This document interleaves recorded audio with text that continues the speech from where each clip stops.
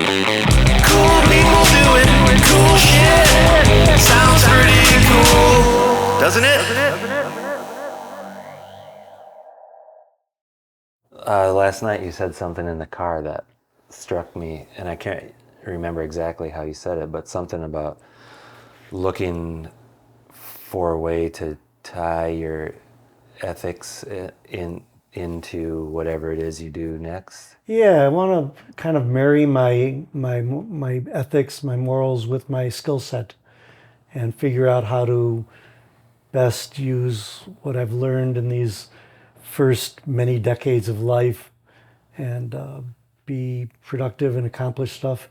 I say prayers every night, and I always pray that I find ways to contribute to the world. The world will be better because I was here.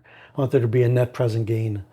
And I think of that every night just to remind myself that how I want to live. Have you always done that at night? I kind of do a similar thing in the morning.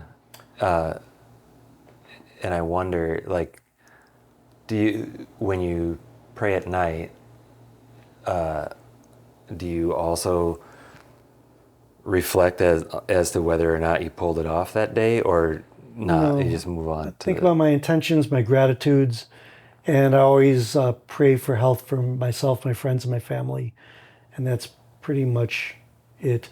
At one time in my life, I would think of all the people I knew that passed away and pray for them. But at a very early age, there were too many people, so that was the end of that.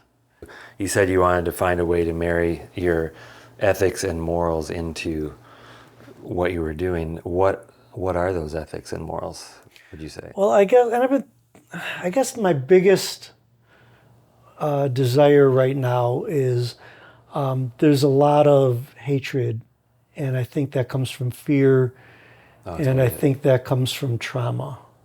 People experience trauma, they get fear instilled, and then they blame others, they put hatred on.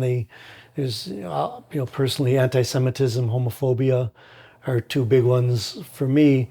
So how do I battle that? And one of the things that I'm doing is I help start a storytelling show, LGBTQ plus storytelling show. When people hear, we all have the same emotional journeys.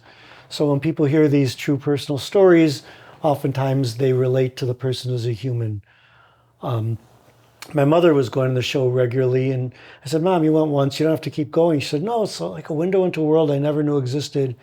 She said that she had always judged people strongly based on their appearance, but seeing trans people, seeing all sorts of people that she would, in her mind, think of as just being strange looking and dismissed, she said hearing their stories makes her feel like they have a lot in common that she never would have imagined.